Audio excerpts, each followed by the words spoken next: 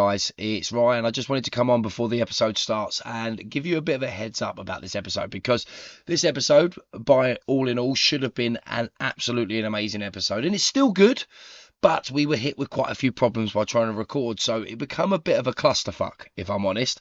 We had a special guest on, Tim, and he was absolutely great, fantastic, lovely guy to chat to, but unfortunately he was having internet issues, which we don't know, it could have been to do with the lunar eclipse that was happening right above his head as he was recording.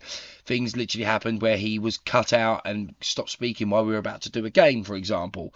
It's not his fault, but it's one of them things that just happened, and it caused an issue where we had to stop recording and come back. So there is a bit of an editing issue with the video, and we're not Steven Spielberg, we're not Todd Phillips, we're not James Gunn. I'm trying to think of all great directors that people would know. We've done our best as we can. We also had the issue where my son decided that he could hear Daddy in the other room, so he wanted to come in and see me as much as he could, so he popped in a couple of times. He even still appears in the video. One of them we had to edit out because it was during when Tim disappeared, so he got cut out, but he does make an appearance on his first ever episode. He'll probably want to sign autographs after this. Tony also had an issue. I think his kids woke up, so he had to go and deal with that. And Woody had an issue where, even though we could hear him perfectly fine, when we played the video back, his audio was super quiet, like it was on the first episode. So I've gone through and I've edited the audio as much as I can. I've boosted it. There might be some audio issues from it, and you might hear some background noise. Again, I apologise. We're thinking that maybe we'll just scrap this episode, but there are some amazing parts of this episode that we still wanted to get out and not have to redo. So enjoy it for what it is. Have a great time, and see you later. Welcome to episode 5 of Talks with Dorks. This is a Wrestlemania Wipeout edition. All right, we're talking all things Dorks on this podcast. Recently, we've been talking a lot about Wrestlemania, a lot about WWE, but that is like with justice. Normal business will resume. I promise you that. We've got a special guest today. We'll get to him in a little minute. But, of course, we've got the stalwarts. We've got Uncle Ryan. That'd be me. We've got Woody. Hello. That's me. And we got the one, the only, very welcome to the podcast, Tim Vicious. Hello, lads. Thanks for having me on. Yeah, man, you're very welcome. Very first international interview we've done on Talks with Dorks. Oh, well, there you go. See, Breaking out transatlantic virginity. Break barriers, break virginities. Yeah, if anyone's wondering where Tim's from, he's actually from Wales. No, where are you from, Tim? I was born and bred South Philly in Philadelphia. I moved from Philly to Erie, PA, which I don't know anyone that knows on how the shape of Pennsylvania, the state of Pennsylvania is. It's that little spot that looks almost like a chimney. It's right, yeah. Moved up there about a year after finished high school. My sister and her family moved up. And then after that year, my mom and dad, they just looked at me and they were like, hey, we're just going to leave town. We're moving. Like, okay, cool. That was it. It was like, okay, cool. And then we just moved. And the rest is history, right? Yeah. I mean, yeah, I was joking about it on Saturday and Sunday with Wrestlemania. You could take the South Philly out of the boy, but you can't take the boy out of South Philly. Because the whole time I was watching it, I was eating there's very few stores up here that have the food that I grew up with in Philadelphia. And I was chowing down on all those snacks the whole time watching it. Philly cheesesteak. No, we don't call it that. We just call it a cheesesteak. Oh, yeah, of course, yeah. There's only one place up here that makes it as good as home. Everyone else, it's like they either do almost next to nothing for meat, or they use I don't like it, that orange goopy cheese whiz stuff. I prefer provolone on mine. No, that sounds plush. It's better than what we get. The only version we've ever had is the McDonald's version. So, almost threw up straight. I almost threw up right there. Oh, yeah. That brought back some PTSD. I was munching them all over Christmas. It weren't that long ago. Ooh. Yeah, guilty as charged. I'm sorry, Tim. It's all good. It's all we know. It's all we know. It's all good, man. It's all good. Hey, listen, I can't. It's all good. I ain't gonna knock it. Good, man. Thank you. Thank you for letting us be there, man. So, Tim, a little bit more about you. Me and you met, like, when was it? Like 2012-ish? 2011-ish, maybe? Yeah, it was like 11 or 12-ish. It was back when WWE was doing that oversaturated PG stuff. Mm-hmm. It was when they were doing the over-the-top PG stuff where they were having like the Muppets guest star. Yeah. It was bleak times, but we made the best of it. We met each other on Twitter, and it was, there was a corner of Twitter, the IWC, which was the Internet Wrestling Community. Man, I sound so fucking cool telling this story. And we met through there. There was a big circle of us that came together, and we done a few pods together back in the day as well on the Sunday Segway, which is a mutual friend of Kinney of ours. And man, you're still on Twitter. You're still doing a bunch of YouTube stuff. Plug away, man. Tell us what you've got going on. Yeah. Well, the main show I do, Vicious Rants, I did the 10-year anniversary episode a couple months back. It's wild to think I've been doing this. I've been doing the YouTube stuff for 10 years. And that started up because of the oversaturated, over-the-top PG stuff, which it was just, I'm that kind of weird wrestling nerd where it don't matter what it is. If I want to watch it, I'm going to sit down and watch it. It doesn't matter if it's WWE, AEW, NWA, WCW, whatever. But I've also was brought up with, if you're going to complain about something, don't go complaining unless you have an actual idea on how you could think you can fix it. Not just that, well, don't do that kind of crap. And I would sit there and just be like, man, I can't stand this. And then I'd start bouncing off myself. What if they did this? What if they did that? And that was right when everyone was just starting to make YouTubes. And I was like, well, hell, why don't I make one? And I did. And the show evolved to where now instead of talking about what I see the flaws on, now I talk about Raw and the PLE pay-per-views and what small little bits of the business stuff, because I don't know anything on the inside. I'm just going off of the info I see and the info I read and my own personal 2 cents on it. Yeah, definitely. And 10 years, man. I've seen you. I've seen you for 10 years, and you're committed. You're there week in, week out, man. And I've seen a lot of others like yourself. I was one of them. Drift in and drift out. You've seen them all come and go, man. Well done. Congratulations on 10 years. Yeah, man, 10 years, Biffy. Yeah, it's wild to think about, especially now. My son, he's 14, going on 15. And he asked me and his mom a while back if he could make a YouTube page. And we were a little resilient at first, like, no. And then we were eventually sat down and we're like, you can do this, but here's the rules. This is what you can talk about. This is what you can't. This is what you can do. You don't do this. You don't do that. Because, we grew up with the idea of, you got to be smart about what you do and what you talk about. You don't put your dirty laundry out there, so to say. Mm-hmm. That's for Facebook. Yeah. Yeah, I don't even do that. No lie, if you look at my Facebook, Bengus can even vouch for this. Not like 90% of the stuff I put up there are like memes and me doing cheap plugs for my shows.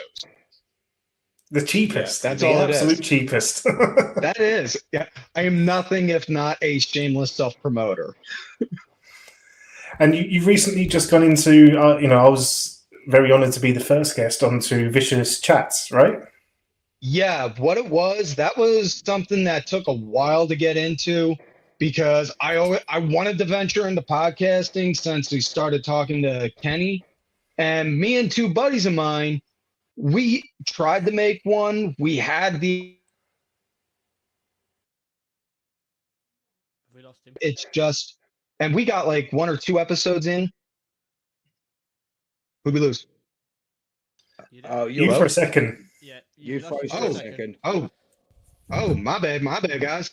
Oh, we tried doing me and 2 other guys. We tried doing a podcast a couple years back. We called it the Dad Show, where it was supposed to be like dads from 3 different kind of lifestyles, all just talking about mutual interest and what it's like, what we're doing with our kids.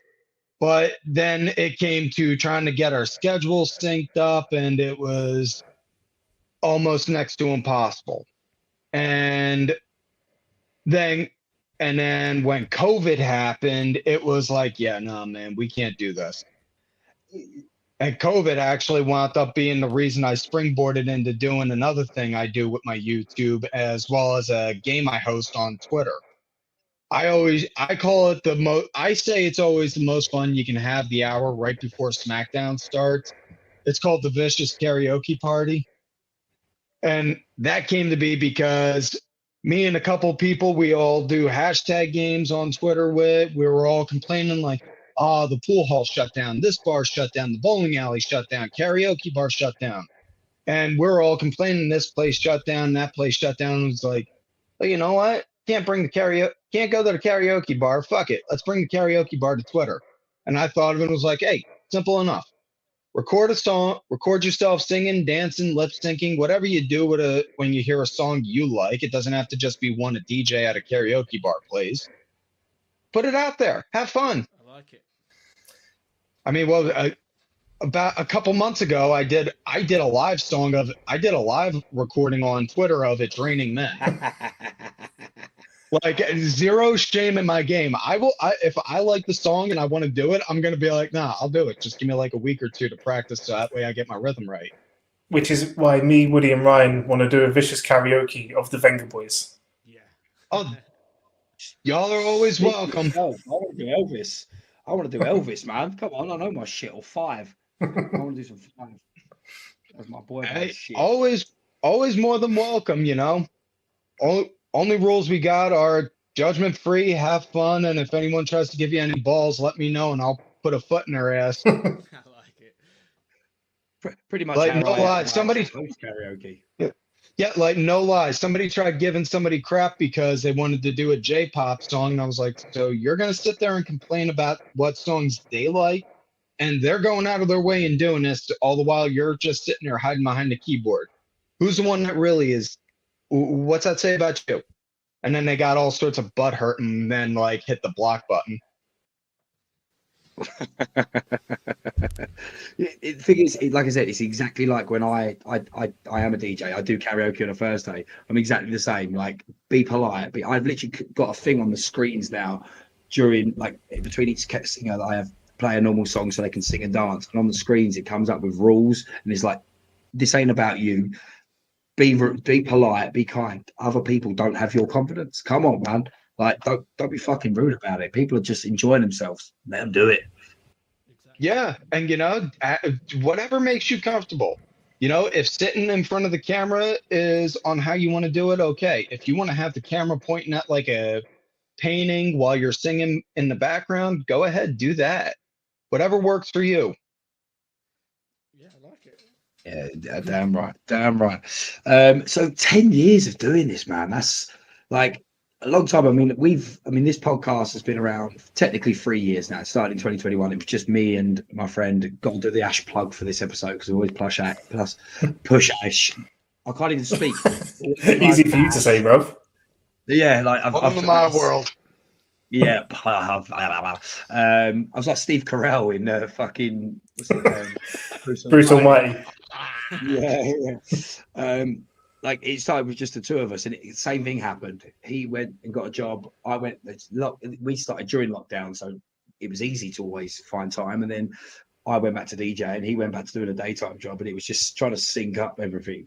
But now, for some reason, I've got these 2 on board, and they seem to listen to whatever I say and turn up whenever I want them fucking to. It's good.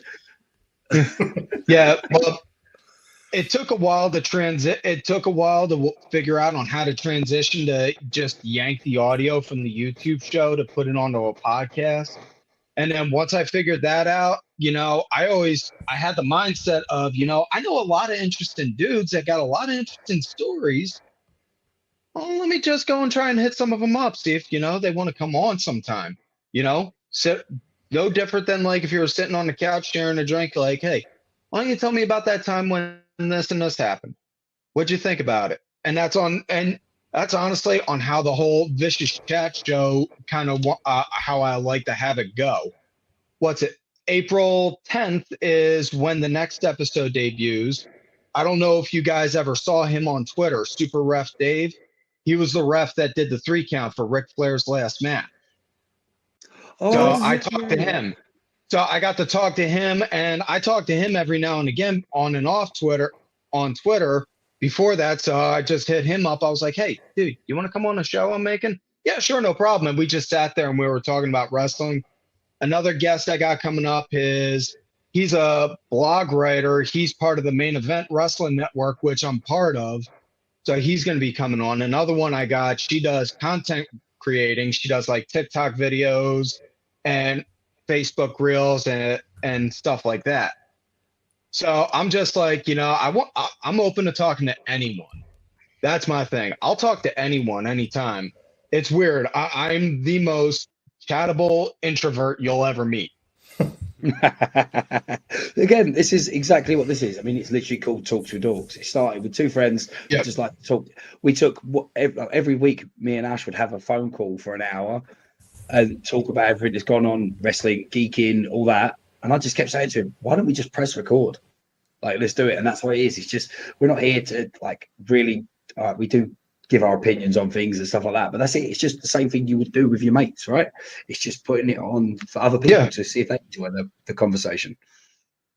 And that's pretty much on how what me and my brother every year before when they would do the E3 conventions, the video game conventions and Comic-Con, we would sit there like when they would do the big reveals, the next, just call each other up. Dude, did you see this? Yeah. Did you see that? Yeah. What'd you think of this? What'd you think of that? What's your take on this or that? And we would just sit there and we talk for like hours on end. And my mom would look at us and be like, do you two have any idea on how nerdy you sound? Yeah. I think we need him on as well then. That's like, well, yeah. Well, hey, I got no problem. I carry my nerd flag with pride. I was that super skinny, built like a toothpick kid that had an inhaler all the time. I didn't have the inhaler, but I got beaten up for just liking Power Rangers. But so same wavelength. Hey, Power Rangers is badass, dude. Hey man, I represent that White Ranger coin everywhere I go. And he said, I made that design back when I was in high school. That used to be my little logo. I would do tagging, so I would put that behind my tag on everything. Nice. Hang on. So I was just like, yeah, I'm gonna get that on my hand, and then did it. And speaking of, we can't see your hands, I was telling man. you guys, we had that better. No, yeah, not quite. Now that you can see it, Nope. We can't see It just kind of looks like the first internet porn I've ever seen. There it is. There it is. There we go. Awesome. Now I don't know. Do you guys watch any anime? Not really. You guys watch any anime? No, I've never really been a fan. Because I was going to say there was an eclipse over here. I was bringing it up to you guys a little while ago before we recorded. Because I was going to say I got a tattoo on my chest from the anime Berserk.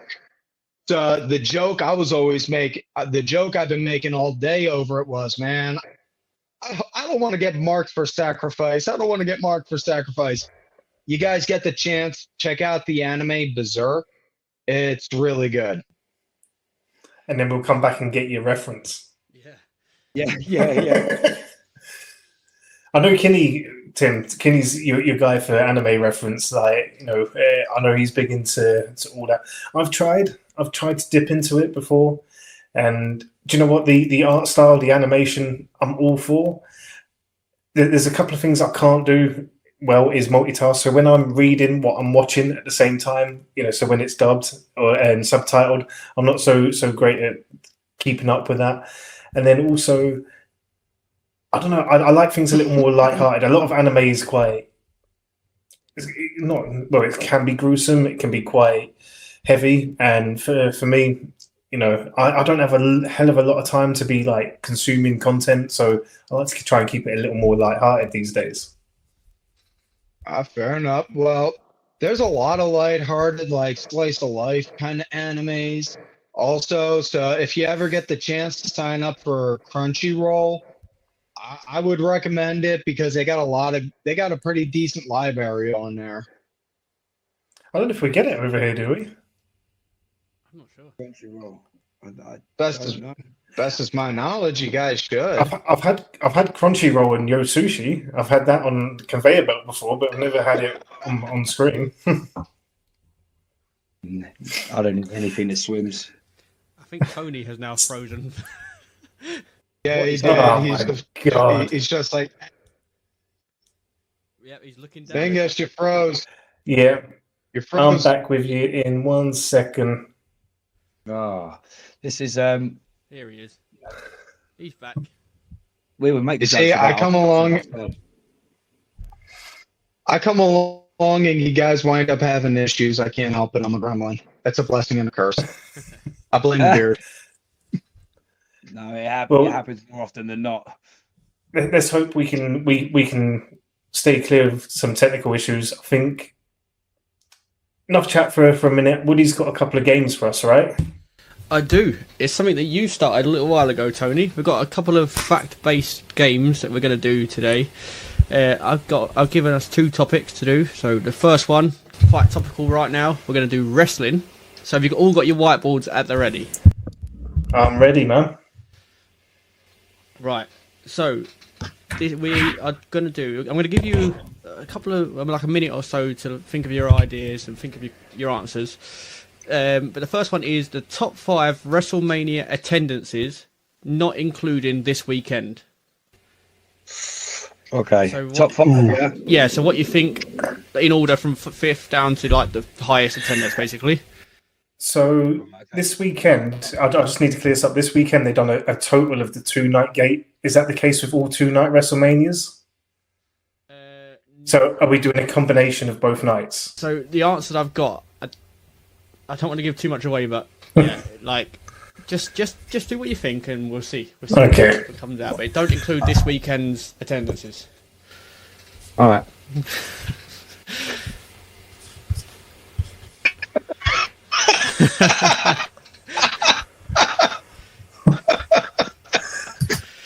It's always one immature one.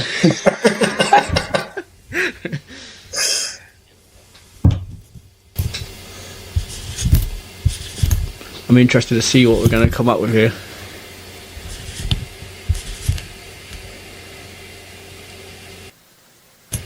How do you think you're doing? Oh, it's a tough one. They're all Just seriously really- thinking. Is Tim gone? Tim? Are you there, mate?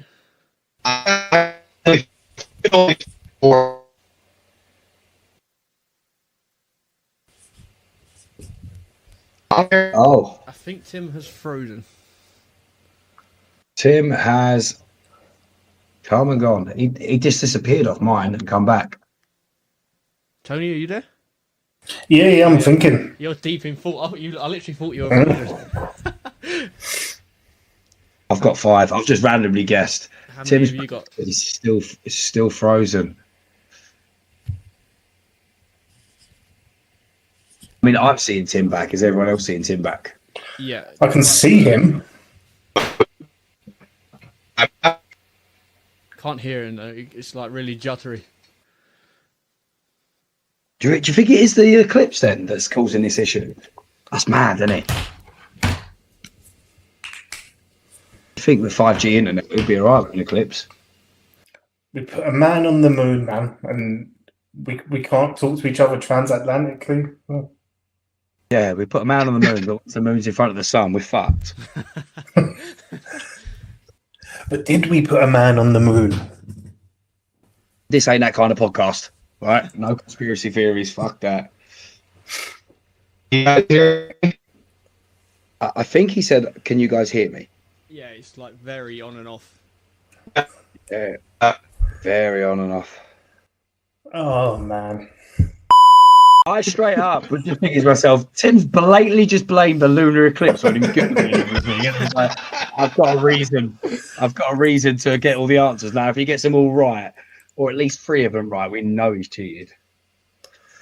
Well, I've got 5 answers. Right. How I'll many you accept got? my flogging. Right. I've got 5. So we've all got some answers at least. We'll start off with the guest. We'll start off with Tim. What are your answers? Well, I can only think of 4 major ones that had big attendance numbers. 39 last year, 3, 19, and 30. Okay. I'll see what the other boys have got, and then I'll read out the answers that I've got. Let's go with Tony next. WrestleMania 3 as the largest. WrestleMania 30, 27, 32, and 35. Okie dokie. And then Ryan, what you got? Right, I've got mine's from 5 to 1. I've got 28, and I've stabbed in the dark on most of these. 39, 17, 38, and 3 as well. It's number 1. Okay. So the answers that I've got, and this is off Wikipedia, so don't blame me if it's wrong. At number 5, we've got WrestleMania 23 with 80,103 attendance. At number 4, WrestleMania 29, which was close to number 5, it's 80,676. Number 3 is WrestleMania 35. 82,265. Number What was that? 82? 82,265.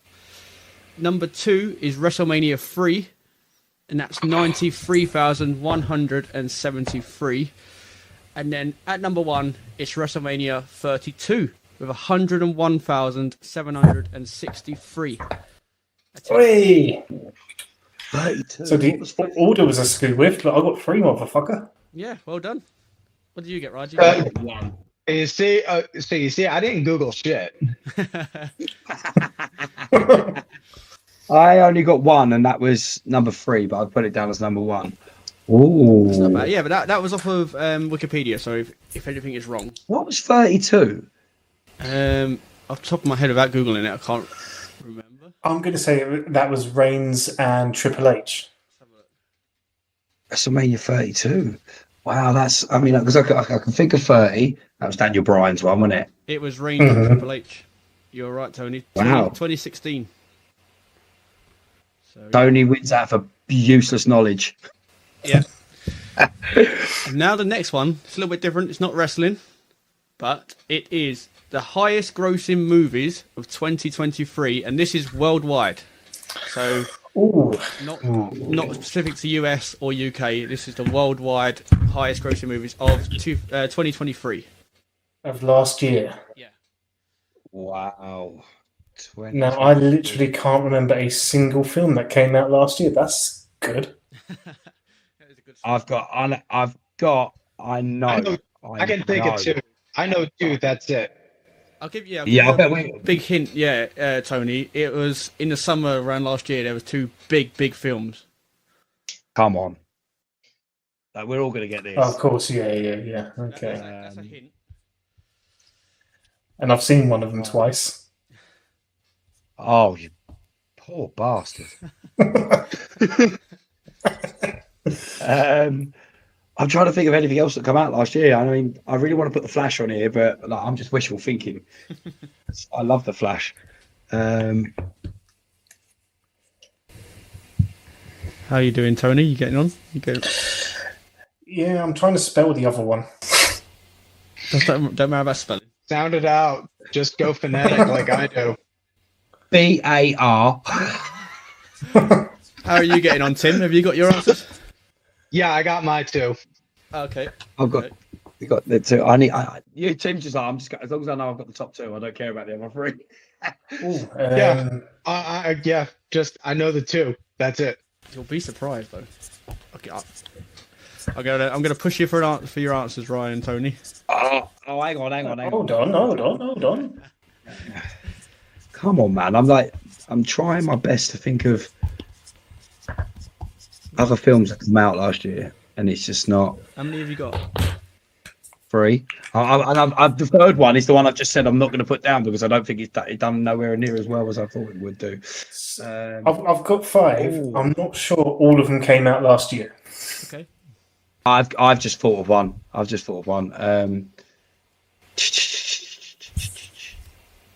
Oh God, can't think of another film. Oh my God, it's because I'm just going to put it because them 3 are so wrong. My bottom 3. Right. One to So we'll start off with Tony on this one. What have you got for your answers, Tony? Barbie movie, Oppenheimer, Spider-Man, the second animation one. I forget what its title was. Top Gun and Avatar 2. Okay. Well, fuck you. Tim, what have you got? I think I know yours too. Oppenheimer and Barbie. Okay. And Ryan, what have you got? Well, now I know Tony's list. I know he's 1. And I've got Barbie, and then I've got Oppenheimer, then I've put The Flash, then I've put June, which I don't think come out last year, and Shazam 2, which I went to see, and I know it did shit. So. This is interesting because it was highest grossing movies of 2023. I don't think they all came out in 2023, so that might be thrown you off. So at number 1, it's Barbie. I got that right. Number 2 is not what you expected to be. You're all expecting to be Oppenheimer, right? Yeah. It's going to be... Number 3 is Oppenheimer. So you all got a tick on that one. Number 4 is Guardians of the Galaxy Volume 3. And number 5 is Fast X. Yeah. I don't even think I've seen it. Which one's So we all got the same too. My mother. Yeah, so you all got Barbie and Oppenheimer. That was interesting. When I was Googling that earlier, I thought, this is going to throw you off. Because at first I went UK, and then I remember Tim's joining us. I thought, that's unfair. Yeah. God. And even if it was UK, we would only got the same ones right, I suppose. Yeah, they're pretty similar. Yeah. They were pretty similar. So that's it. Barbie ruled the world last year. That's my little section of the games. I like Fun it. times. Fun times. I'm a winner. Yeah. So I think now we've done I don't know why I'm scrubbing all that a lot for I'm like I've got time. We're recording a fucking podcast. The next segment is my segment. I finally get something to host, and like most hosts, I can say simply, "What do you guys want to talk about?" Wrestlemania. Technically, I mean, I'm assuming we're probably going to release this episode on Friday. We might have to just get it out as soon as possible, really, because WrestleMania is hot topic. Right now, it's Monday evening for us. It's Monday afternoon for Tim. We are a couple of hours away from day 1 of a new year of WWE. Day 1, the Raw after Mania, but we're still getting over what happened last night and the night before. Boys, first off, the first question I have for all of you, overall, how do you rate this WrestleMania? Tim. Oh God, I fucking loved it. I gotta say A+ across the board. I can't even think of like normally if there's like one match you're like, well, I can skip this. There wasn't any. I couldn't find a match on the card at any point like, nah, I don't want to skip this. My only one I could think of, it instantly comes to, and it's horrible. I hate to say it because it to me underwhelmingly underperformed with Jimmy and Jay. It was just I don't know. Like I think I expected so much more to that, more story to it. It just seemed to come and go so quick, and like as quick as there was as many quick super kicks happening. No, it brought back a lot of it brought back a lot of memories with me and my brother when we would go and do our backyard wrestling stuff, and when we would get into legit fist fights with each other. So it brought back a lot of memories on that. So that's kind of why I dug that one. Why I say I can't skip it. No, I get it. I get it. I said it's a good thing, but I don't know, something about it just like I think I was probably expecting too much. I know there was a lot riding on the main event of both nights with that storyline, but I feel like to me just it didn't hit what I thought it was going to hit. But then they came in and got him. Like, we're not going to talk about the main event just yet, but when that happened, when they were involved in that in some way, that's what I wanted. That's the passion I wanted to see. I don't know where it was, but I mean, obviously, you guys know. Obviously, well, at least Woody and Tony know my experience of night one. I was DJing Saturday night, and obviously, it starts over here at midnight. It was on till 4 a.m. I was DJing from midnight till 3. So I had my decks there and my phone here, looked into the network, watching it while I was DJing. And then the last hour, the main event, I was driving home, and I've never been happier to get stuck in the traffic than at 4 o'clock in the morning, because we got stood still for 15 minutes, and I got to watch the majority of that main event. Not that I was actually driving and watching. Shit, I've got to be careful listening to this, and I was passenger. Ride shotgun. Yeah, riding shotgun. But so let's start with night one. Because I mean, we're all going to get excited and talk about that main event. Night one is obviously the main event of that was the tag match. But how do you think the rest of the night went? Is that all you think about when you go back to it? Are you just thinking, that main event was unreal, or is there standout points from the rest? Tim said he liked the whole show. What about you two? The ladder match for me was a brilliant start for night one. Like some amazing spots in that fight, and to split the belts finally. Now yes, we've got yes. Three different champions. I'm so happy about that. What about you, Toad? Ladder match for me as well was a massive highlight. It was, without having to rewatch it all, I think it's probably on par with like match of the night for me. The only thing it takes away, and it's my own fantasy booking, is I really wanted Truth to be tag champs with Miz and someone from the Judgment Day, like in that. Yeah, because they kept banging on about, both titles need to be taken down. Obviously, we know what Truth's character is. I was just hoping for some shenanigans where he ended up on 2 teams. I loved it when he got tagged in. Hot tag, man. That was great. And a little bit of random info. I don't know if you guys noticed this, but when Rhea came out with Motionless in white playing her down, majority of the time when a band plays somebody down to the ring, that's normally a sign they lose. If you look over the record, look back, anytime somebody's ever really played someone down to the ring, 9 out of 10 times they lost. Aside from when Triple H had Motorhead play him down in 1 year. And that's like, so that's normally like an indicator, but this year Rhea won and it was like, okay, that's different. Broke the curse. Yeah. Broke the curse. I mean, I randomly thought, did Undertaker never have Limp Bizkit? If I remember Limp Bizkit. No, you're right. He did. My bad. I forgot all about that. Yeah, because what was it? They played Crackhead. That had him playing Crackhead down. Yeah. That's the first one I thought of. Was like, that's the only one I can think of where they did. But obviously, Triple H as well. But obviously, Triple H was. I mean, he runs the company now, but he was son-in-law then. He was golden. He was never going to lose. So if he didn't want, unless it was to Taker. He's the only one that could take that power away. Is Taker. Yeah. Any other? Sorry. Any other fights that stood out for you on night one? Sammy and Gunther. Shock of the night. I mean, I think we were all hoping that Sammy would finally get a real singles push with a belt. But at the same time, I think we was all like, yeah, Gunther's going to keep it. They're going to push him. But obviously, no, he went with it and he won that fucking belt. Yeah, but it's now Gunther's surely got to go to the main event scene. Surely. Is there too many people in the main event scene at the moment? Being a Philly kid, seeing that story, it hit a lot of Rocky feels for me. So I loved it. And as far as Gunther goes, it doesn't take anything away from him, especially when you got that Berlin pay-per-view coming up in the summer. So heaven forbid, it's not like Gunther could challenge for a world title at that some point in time, perhaps. Mhm. Yeah, Yeah, I definitely see that happening, and I wouldn't be shocked to see him. Or actually, I wouldn't be shocked not to see him for a little bit. Like, he's come off that incredible hot streak with the IC belt.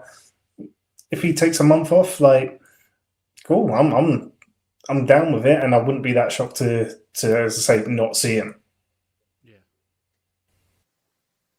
It was, I say, I think it's hard for me to remember most of the first night because, like I said, I was driving and working, etc. But obviously, I riding shotgun in my mum's car. My mum picked me up at work. Obviously, 73 years old. She brought me, obviously. But I rewatched the main event of that night, and one thing I could say, obviously, I'm the biggest Rock fan, so heel, face, or whatever, Rock is always going to be my guy. Right next to Punk, I'm one of them. I like the egos, obviously. But that main event, one thing I took away, and when I rewatched it because I got to take more time with it, The Rock may have not done a lot of wrestling in that, and a lot of the start was grapple holds, tie ups, and stuff like that. But every bump he took with fucking finesse. You wouldn't think he'd had 8 years away from it. He took the Cody cutter 10 times better than Roman, messed it up, and I think that's where he got his bloody nose from, because that did not look okay. But The Rock took it so sweet off of the people's elbow as well. What are you guys thinking? What was you thinking of the tag match? Like, how did you think it played out? Was you happy with it? Was you think The Rock could have done more, or other people could have done more? I thought it was great storytelling from start to finish. And on to what you're saying about with the selling, you look at the way, look, if you could find the right kind of freeze frame when Rock ate that spear, like he just took that, like he took that like you'd have thought he was back in Miami taking a tackle on the field. Yeah. 52 years old is he? Or I think he's either just about to turn 52 or 53 in a couple of weeks. And you just, like I say, he doesn't look no older than the last set we got him 8 years ago. And I was actually concerned because obviously I think both matches with Cena, he got injured. I know at least the second one he tore his abdomen, wasn't it? Yeah. Body. So I was really nervous, like please don't. If I'm only going to see you one more time, and not that it's his fault or anything, or injuries just happen, but Mike, please let this just be perfect. Okay, I couldn't have been happy with how he took it. The table bump, rock bottom through the table. Another table as well. It like, it's so sweet. Like, that could have gone badly in any way, because again, ring rust is a thing. Take it from someone that knows. Ring rust is a massive fucking thing, and he's just taking it. And obviously, if you watch it, you see Cody give him the heads up. But they took it so sweet, and you'd think, man, there's wrestlers that have been away. I mean, I don't want to bring up Goldberg too much, but come back, wouldn't it be like, I ain't doing that. Come in, I'm like, not only am I the final boss and I'm going to play this character and I'm running everything, but I am going to fucking take the bumps that I need to take to prove that I've still got it. But not that he needs to.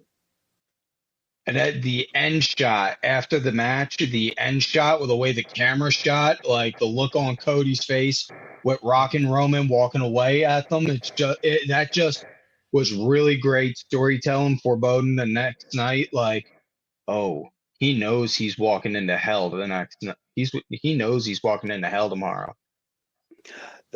Does anyone else agree though? But that, like, as much as we kind of all knew that it was going to be bloodline rules, and we're probably all thinking, yeah, Cody's going to finish his story.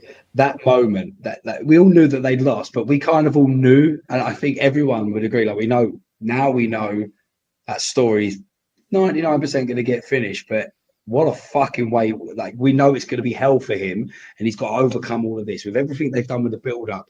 I was saying this to, I think, Woody and Tony last week, like the beatdowns that Cody and Seth took last week. It's like, it's showing that when this moment happens and we get to that final bell at the main event, it's all worth it. It was worth last year losing the match. It's worth every second of it. And I'm skipping ahead way too much. I'm sorry, boys. Let's get on to. Should we just get on to night two? Because I know I can talk more about night two than I can night one. I just want to quickly before we go off night one. I just want to say hats off to Seth, like for basically giving up his title to be part of this massive build up that it was up to night one and the tag team match, because he took a battering in the build up and in the fight. So yeah, like I got to give props to Seth. That storyline that was woven in with Drew and everything like that. Obviously, we were watching Mania Live and we were like, when we heard Drew's music, when it right, we were like, this is starting it. Yeah. And this is going to be something, because, I think Jericho is one that says that you either want to be first or you want to be last at Mania. Yeah. Yeah, you never want to be second or third. Bookend it with both titles. And the way that match went down, like they both put on a hell of a match. I'm a little bit concerned because I've not seen anything that Seth might be injured. It's like, definitely talking about injuries with The Rock, like the guy's had enough injuries in the last couple of years to slow his momentum when he's at such a peak of his career. I'm a little bit concerned. Seth definitely looked like at the end of the night, you could see Seth, he needed help walking out of the ring.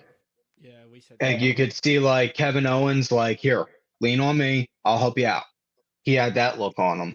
But speaking of Seth, again, being a Philly kid, seeing Seth's entrance, the Mummers parade, the Mummers marching down with him, that is what New Year's Day looks like all the time. For New Year's Day itself, we get the Mummers parade like that. Oh, so that's what that was about. Yeah, I never understood that reference whatsoever. Parade. So when I saw it, I was like, holy shit, they got Mummers! And like a lot of people on my Twitter timeline were like, what the fuck is this? Like, dude, you wouldn't understand. It's a Philly thing. Yeah, right. So basically, for the rest of us, we were like, oh, Seth's gone camper than ever. Yeah. He's gone more colourful than ever. It's for the New Year's parade here in Philadelphia. Everyone normally celebrates big on New Year's Eve. No, we do the big partying on New Year's Day itself. Like the second it hits like 12:01 a.m., we'll party nonstop until like 12:01 January 2nd. Nice. Okay. Over here, it's 12:01. Everyone goes to bed. Yeah. Well, I've seen the New Year in. I'm off. Unless you're me and having to work. But Steph, Drew, right? The way that match played out, right? The way it ended, like the ending, right? Okay, again, one of those. We kind of all thought Drew was going to take the win. He did take the win. And did you see? When Seth shouted something at him, have you seen that someone's deciphered what he said? You deserve and it. You deserve it. You fucking deserve it. If someone said that's what he said, you fucking deserve it. But then someone pointed out, it's like, but how is he meaning that? Because technically, deep down, they know what's about to happen. Did he mean you deserve that moment, or was he taking a little that stab at it? Was it still being in character? See, I get that, and I like that.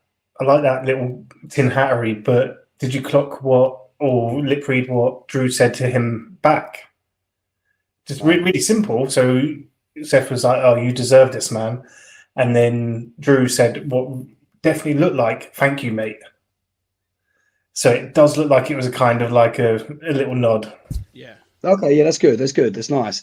It's just, obviously, it is cool what happened, because obviously the whole CM Punk thing, there was going to be some sort of interaction, and the way it went down. But CM Punk was on fire on commentary. He was cracking me up all the way through. He didn't miss a beat. He went straight in with it. And then when Drew was in his face saying something, and he just went, I can't hear you. I have cans on. Yeah. Did any of you guys feel like, because I got this big vibe that was the beginning of Punk's new heel turn? Yes. Something very heelish about like him blowing the kiss, using a weapon. I wouldn't say a heel turn just because Drew went heel. And I mean, given the build up for this match, Drew went like nuclear kind of heel.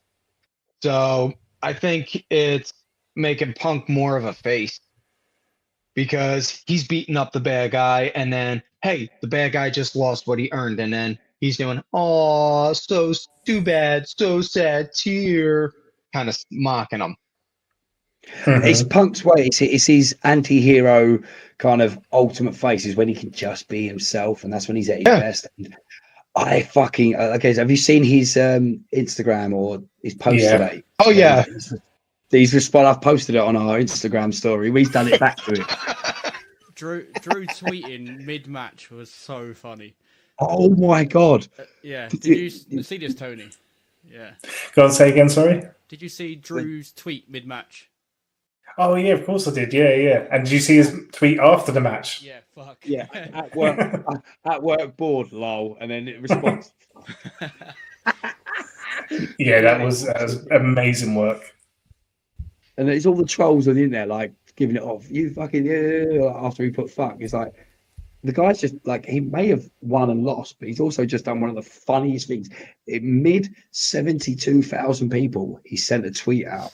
And the only time I've ever seen him done that was when I did a wrestling show outside in New Addington, Kent, where there was about 7 people. The ring was frozen because it was December, and Shah Samuels, you probably remember him, Tony, literally got on the phone and phoned up one of the other boys, like, you're not, like, mid-match, like, you're never going to believe this. We're wrestling in front of 7 people, the ring's frozen.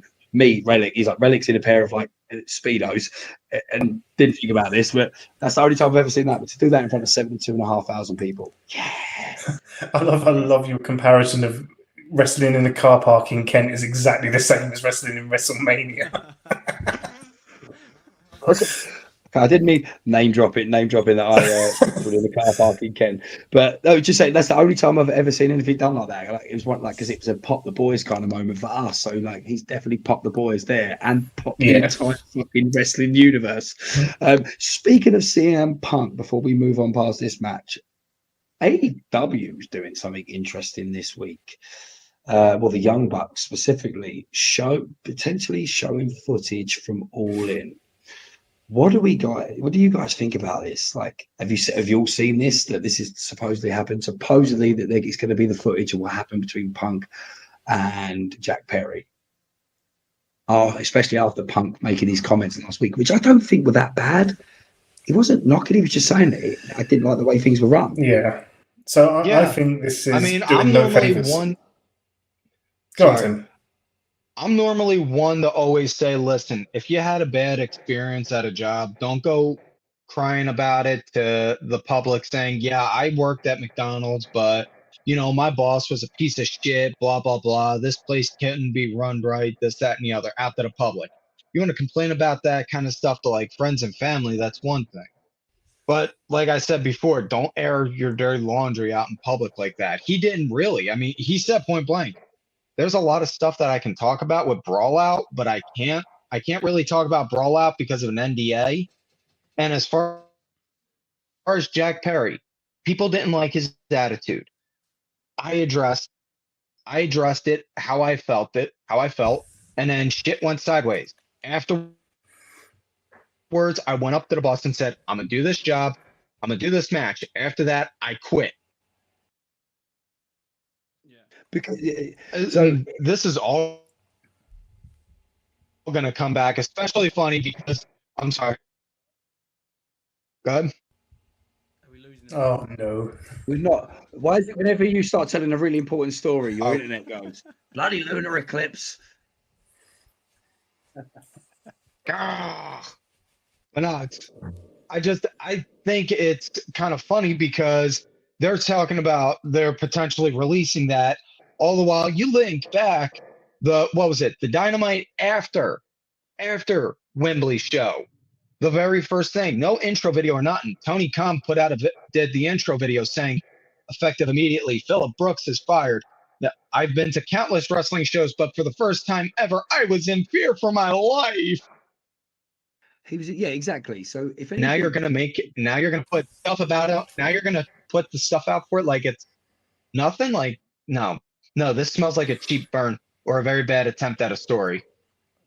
It's not for me. Like you say, Punk dealt with that really well. Like the way he explained it, he just explained his problems. And if he's lying, he's lying. But he dealt with it quite gracefully. I found he said, Tony Khan isn't a boss; he's a friend.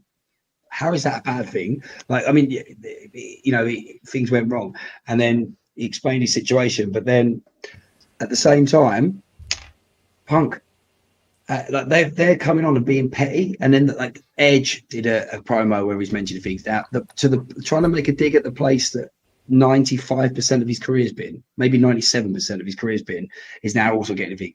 Now FTR are getting involved and making comments. The Young Bucks are they're doing this. It's like it very reminiscent of WCW when it was losing, and we all know how that went down. I try not to think of WCW 2000. That was like an abortion of an era. Yeah, the abortion era. Yeah. But do you know what I'm saying? I mean, obviously, it's annoying because I'm going to watch this stuff. I'm going to watch what happens. I want to see what they release. I mean, some people are saying it's going to be a skit. It's going to be the Young Bucks pretending to be Punk and Jack Perry. There's all kinds of rumors. I'm going to watch it to see what it is, and that's going to put a lot of eyes on it.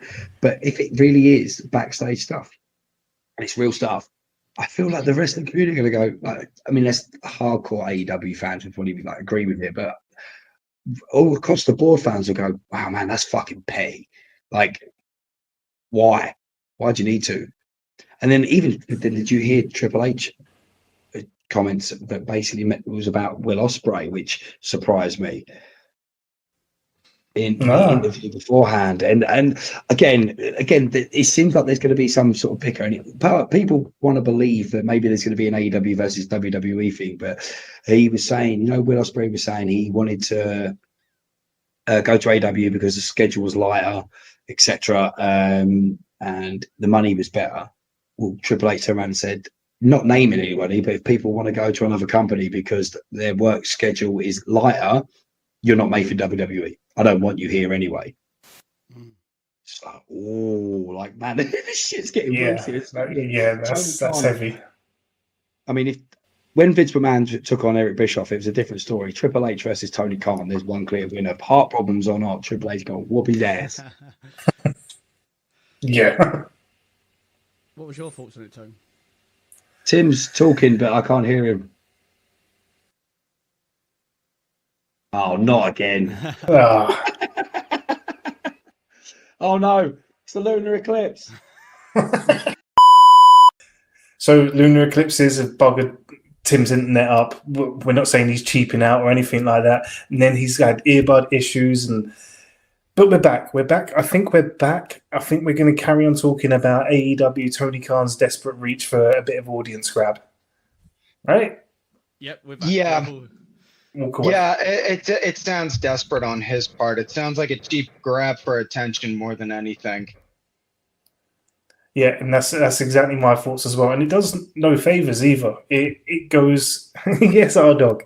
It kind of just shows that AEW saying, hey, look, we're poorly managed, or we're not managed, and we don't know what to do in a crisis. And also, we're going to we're relying on people on the other show now. We're talking about them, which is something WWE haven't done since the Monday Night Wars of saying, oh, let's poke fun at the opposition. No, they've ignored the opposition for the longest time now, for 10, 15, maybe more years. AEW to be reaching out saying, now we're going to poke at the fun at the guys over there. It's just drawing attention to over there. Yeah. Obviously, you can see that I'm having to mute my microphone because I've got that special guest came back again. But yes, we're talking wrestling. Say talk to your dogs. Yeah, exactly. Yeah, I'm going to mute my microphone now, Ronnie. Okay, let the boys talk for a minute. I'll try and suss them out in a second. But carry on talking. Carry on talking night 2. Don't do the main event without me. Right then. So let's go to night 2 then. What are your other big points of the night? One that stand out to me was the United States Championship match, and I can see Tim's got one in the background there. So let's talk about that one. Yeah, shall we? Yeah, that was a prop from Halloween. The 1 year, what was it? The 1 year for Halloween. My nephew, he encouraged me to dress up as John Moxley when he was still Dean Ambrose.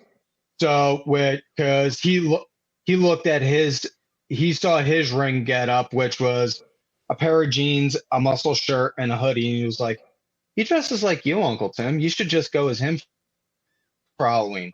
Well, okay. So I just bought the toy belt and carried it around and just wrapped my hands up and was like, yeah, that's it. I like it. So what do we think of the match then?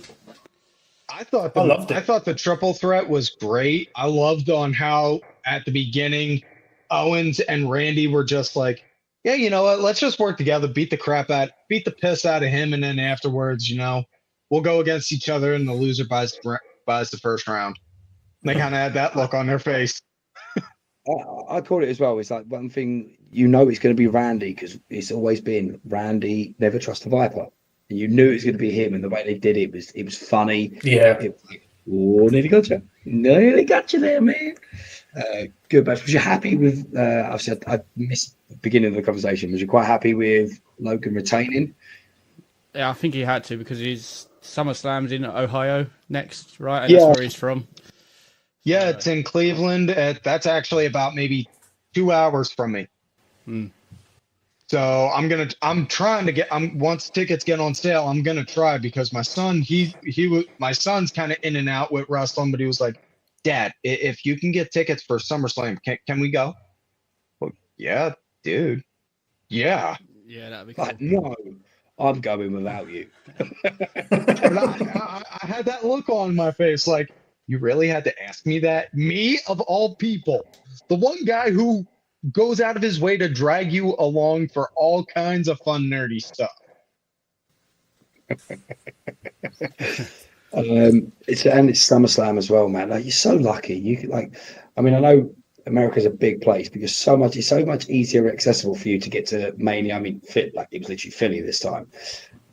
But hopefully, a couple of years' time, Mania's coming our way. Let's have it. But they did say Clash at the Castle is going to be in Glasgow. It's at the Hydro this year.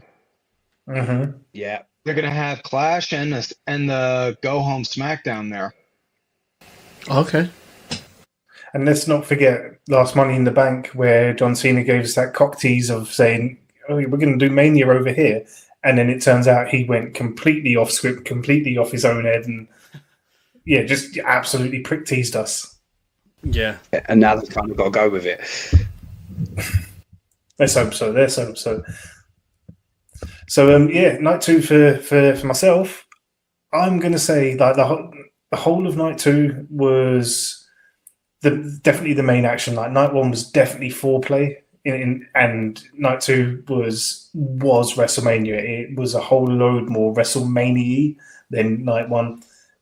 Every single match had that WrestleMania feel. Every single match had, that it had that's it. I think there's no other way to describe it. That WrestleMania big fight feel. Night one kind of lacked that. The crowd were a lot more up for it at night two, but it was said that they were frozen on night one. It was meant to be fair play. Yeah. Everyone said it was Typical Pennsylvania weather. Yeah. Yeah.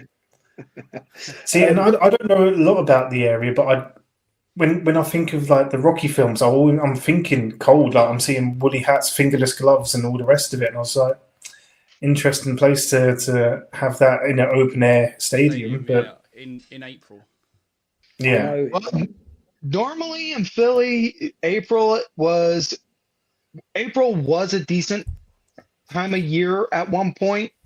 Then global warming decided to go and fuck shit up. I was going to say, I know in West Philly it used to be quite warm because you could play basketball quite a lot. Yeah, spend most of your days there.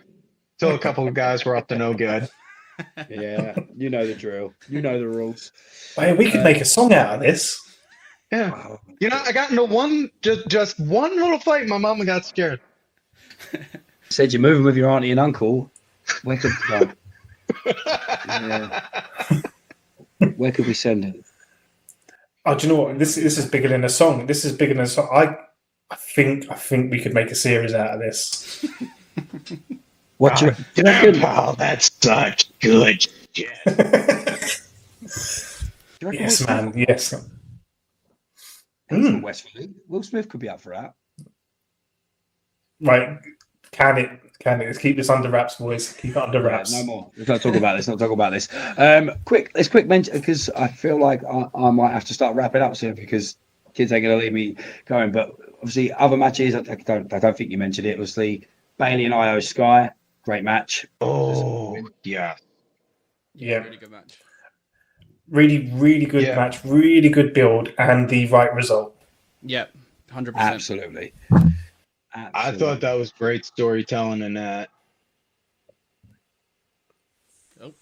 I thought Tim cut out again. I was like, No, my phone fell out of my lap. That's all. I'm sorry.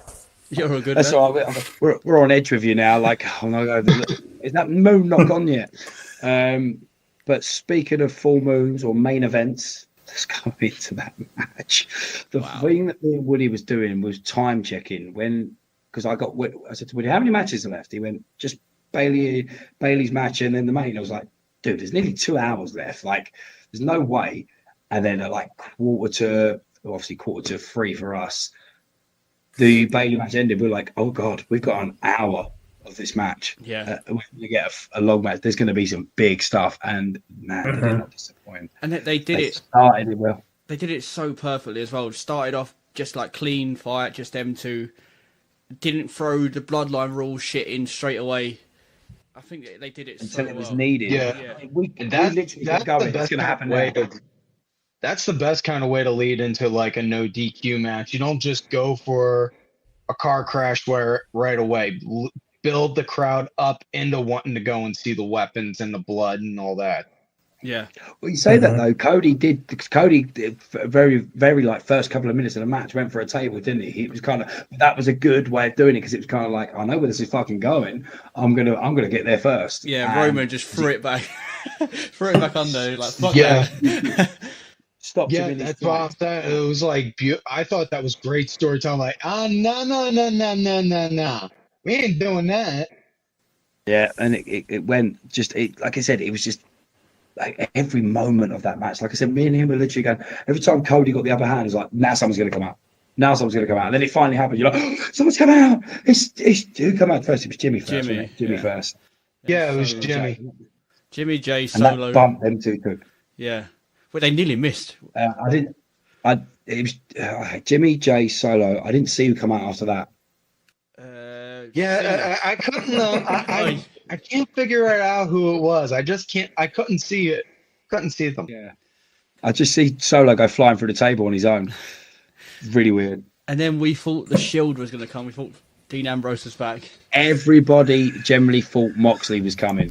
Everybody that I've seen, everyone, I obviously see like Santi Zap, Tesh, Carman, all the guys that I watch in there. Every one of them all went Moxley. And you know what? The music for me was playing long enough without seeing who was there. I was like, oh my God, they're going to do it. And then I was like, no, of course they're not going to do it. And then it carried on. I was like, actually, they're going to fucking do it. No, then are they? When I heard the music, my first thought was, just doing this as a mind game to fuck with him.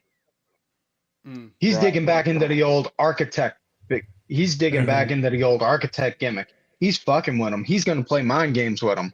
And it fucking worked. He instead of hitting Cody with the chair, he hit Seth, and that was it. So, on that, right, there was a load of people saying, oh, you know, Roman can't forgive what Seth done. And rather than go after Cody, he went for Seth, which, you know, I mean, it can play out and look like that for sure. But did anyone else get the feeling that Seth sacrificed himself for Cody?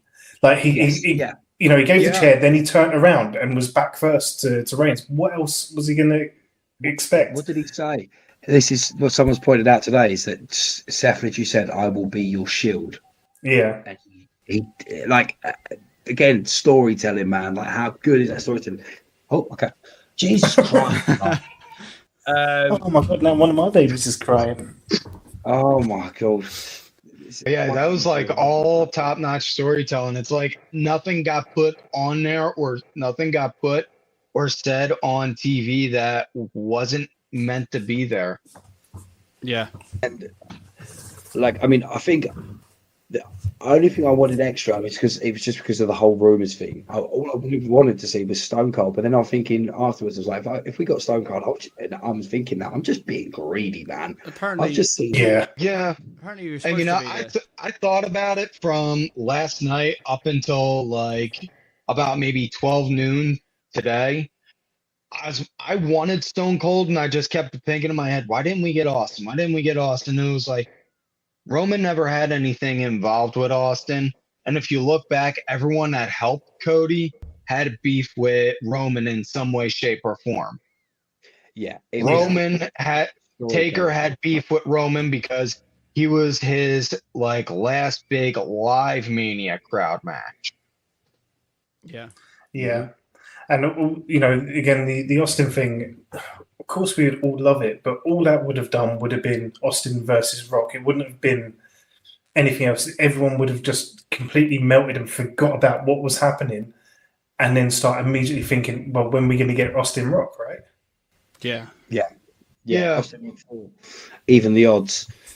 That'd be literally what it'd be called, even the odds. And it's, like I said, even throughout that, when Rock came down and Cena took his top off, all I kept saying was Rock's going to have his gear on. He's got baggy trousers on. He's going to rip it off. This is going to turn into a match. But again, if they would have done that, if it wasn't just a one move thing, it would have taken away. I'm just thinking Rock Mark, total Rock Mark. I want to see the Rock do a match, but I've seen that last night. I had enough of that, and the fact that they just did the one move, and it was from Cena to Solo, Rock to Cena, and then Rock the Taker. Bong, mate. 70K people stopped dead in their tracks. Gung. Right there. Well, Like, it's a treat. no fucking way.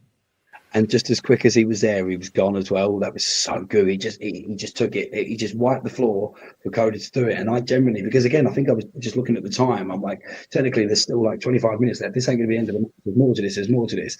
Cody got up, and Woody, you literally say he took too long with the third. Cody Cutter. Cody Cutter, not Cody Cutter. Crossroads. Yeah, the third. No, the Crossroads. Yeah. Yeah, it looked like he was taking his time, and again, you said it, and I was like, my head went, it's because there's someone else about to appear, and he dropped, and we just stopped. Yeah. Like the whole world stopped. It was like a lunar eclipse. Such a good ending. Yeah. Lunar eclipse. So fucking good, and everyone that come out.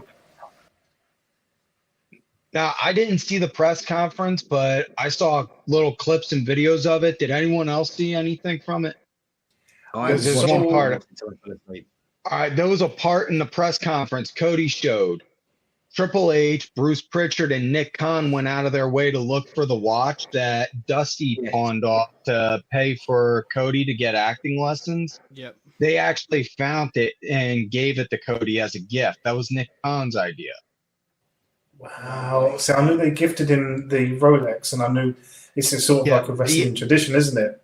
And it's not like just and it wasn't like just one that's an exact model. No, it was the very watch that his dad had that he pawned off. Like, I just want to be on a fly on the wall and figure out on how they tracked it down. Yeah. More than anything. That'd be a good documentary, wouldn't it? Like they did where they were going to find old ring gear. That would have been a great thing. But then, is that a little bit too personal? Because they got a treasure show here in the U.S. on the A&E channel where they track down old wrestling memorabilia. So I think that they could do that. Obviously, Raw tonight. I made a prediction last year, and I keep thinking it in the back of my head. I know he won, but I made a prediction last year when Cody was going against Roman first. What if Cody has played the longest heel game ever? And on Tuesday night, he appears at AEW with the belt. Remember the whole, is it Shayna, what was her name? Shayna Blaze? No, not Shayna Blaze. Yeah, Alundra Blaze.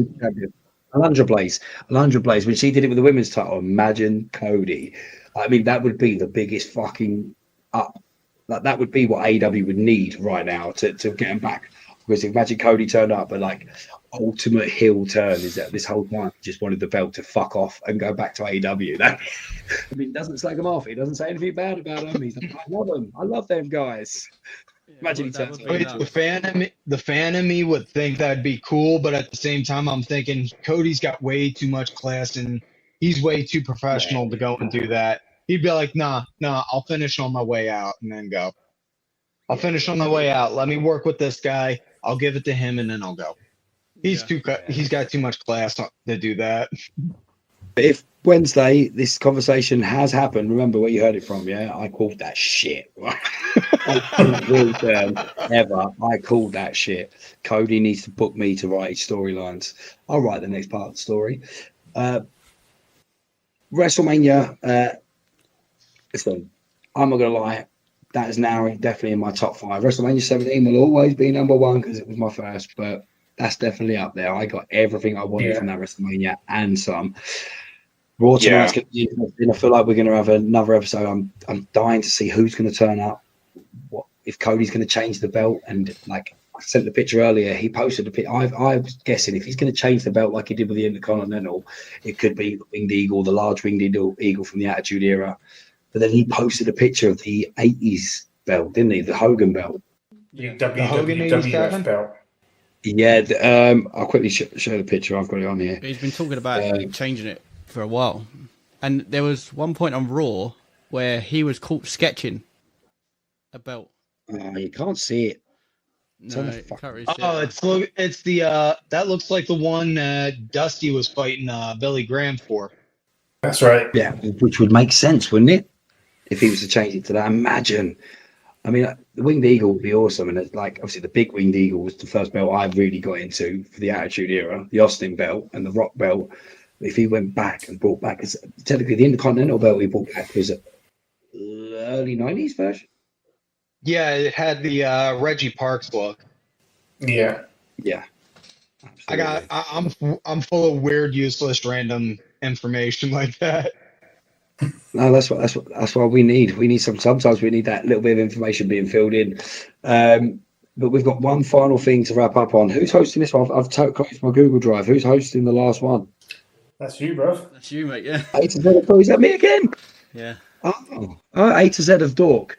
Now, Tim, I don't know if you've been filled in about the A to Z of Dork. We need a bit of a reminder because we decided we were going to do an A to Z of Dork. Well, Tony came up with the idea. We're going to do one letter each episode. We did it and then didn't do it again for a couple of episodes. We haven't done one for a while, like with all of us. That's why. Properly, to be fair, we haven't done one for a while. A to Z of Dork. We're at letter B. You get to choose something from the world of Dork, be it wrestling, be it movies, TV, comics, cartoons, anime, whatever you want. It begins with B, and that is your B. Can we repeat? Are we allowed to? I can't remember. Are we allowed to repeat if someone else says something? No, you got to think on your feet if someone says it. I swear to God, if someone says mine. Oh man, I hope nobody picks mine. Oh, let's start with you then, Tim. You are our guest. Let's start with you. What is your B today? Batman the Animated Series, the 92 one. Okay, Solid. That is hands down on the Mount Rushmore for all-time great Saturday morning cartoons. Yeah. Between that, the X-Men, Animaniacs, and Schoolhouse Rock, that was the 4 foundations for like Saturday morning cartoons. And you think about it, long game wise, Batman the Animated Series springboarded Superman, which then springboarded Justice League and Justice League Unlimited and Batman Beyond and all that, and helped make Warner come up with the idea, hey, let's make an entire animated universe. Oh, remember I said if someone chooses what the one I wanted, right? Tony, I'm just going to slowly hide now. He ain't coming back. That's the last time. He can't do his internet properly, right? He sits there, his earbuds aren't charged, and then he chooses. Mine wasn't going to be the Batman the Animated Series. It was going to be 89 Batman, but you've had Batman. I can change it because I was going down the route of what I always do. I was going to go back to Michael Keaton. Maybe I could come up with something else with B, and I'm giving you a clue not to take my other B for Michael Keaton. Woody, what's yours? Mine is the best series ever, Breaking Bad. Oh, nice. Absolutely, Great. absolutely love that series. So I'm glad that no one else has took that one. Yeah, Breaking Bad. Now Tony's looking at you like he's going to kill you, so maybe you think of I his. don't know. I mean, I love Breaking Bad. It is my favourite series, but there's another favourite of mine that begins with B. He is the one. He is Daddy Ass. He is Mr. Ass. He is B-A-double-D. He is Billy Gunn. Which I should have known that was coming. Everything. I'm sure his A was arse, man. I'm sure every episode Billy Gunn gets a mention on it. I know what your C's going to be, Chuck and Billy. Spoiler alert. Yeah, D Generation X. It's going to do everything. Spoiler alert. Okay, well, my B, as I said, it's going to go back to Keaton. Seeing as Batman was taken, I'll have it. But no, it wasn't Batman 89. I'm going to go with saying his name 3 times, Mr. Beetlejuice. Oh, yes. Wait for that film. Beetlejuice all the way. I need that. HMV have got the poster. I need to get that poster for my 80s posters. But we've done our A to Z of Dork. Coming up, C, Tony is now going to try and make this an A to Z of Billy Gunn. I can see in his face. We're going to have to probably wrap things up, boys, because I mean, with all the technical difficulties, I think this has been about a 3-hour episode, to be honest. We've all had ups and downs with this. I've had kids walking in. Woody's the only one that's not had problems. You lucky dog. Yeah, That's Saying going to that, change in a few weeks. Speaking of dogs, the other day he was live streaming, and what happened, Woody? Yeah, the dog shit in my room when I was live. I looked down, I was like, oh no. Please make this better. So please tell me you don't have a dog. No, I do. My dog knows my room is off limit. I wish mine did. Honey's all over that. This has been another episode of Talks with Dorks Season 2. We're going to go around and say goodbyes, let everyone do their plug of their social medias, especially our special guest. So if you haven't checked out his podcast and everything he does, make sure you do. So I'm Ryan. You can follow me on everything at the DJ Ryan S. I'll do the plug-in for the podcast afterwards. Tony, I'm going to go around in the order you're on my screen. Tony, final words and social medias, please. I am Tony of Bingus on TikTok. I am Tony of Bingus on Twitter. Do not come looking for me on Facebook. You're a bunch of yogurt chewers and I love you. Good night. Okay. Angry, but I like it, to the point. Woody, give us yours. I'm at IOI Ryan HD with 2 A's in the middle. And yeah, adios. Adios. Mr. Tim, firstly, thank you so much for coming. That's what I'm going to say. It's been fun. It's been eventful, that's for sure. And we're definitely gladly have you come back. Give us your socials. Tell us where we can go find you. Tim Vicious on Twitter. I got a backup one because every now and then I get put in Twitter jail. Tim_Vicious. You can find me. I do a lot of Instagram bullshit posts. Tim Ash. Threads and Blue Sky. Also Tim Vicious. My show, #Vicious Rants, all one word. You can also look for the podcast is exclusive to Spotify. That's a story for another time on why I had to go and make it exclusive on that. But the podcast is the same as the YouTube show where I talk about the show. Vicious Chats is the same thing that's on there. Coming up, I got Super Ref Dave on there. Got a good chunk, a couple guests coming up, and much like I always say, and at the end of all my shows, you love me, great. You hate me, fuck yous. Talks with Dorks at Talk Dork Podcast on everything. Don't forget, we've got our gaming channel, Talks with Dorks Gaming. You can find that on TikTok at Talks with Dorks and on YouTube at Talks with Dorks. We've also still got our 15% off discount code for Tree Frog Grading. If you like card collecting, if you collect cards, Tree Frog Grading, go to their website and use the code TWD15 and you get 15% off all your card grading. I'm Ryan, that's Tony, that's Woody, that's our special guest Tim. Boys, final words. See you later. Adios. Thank you. See ya. Love you. See you later.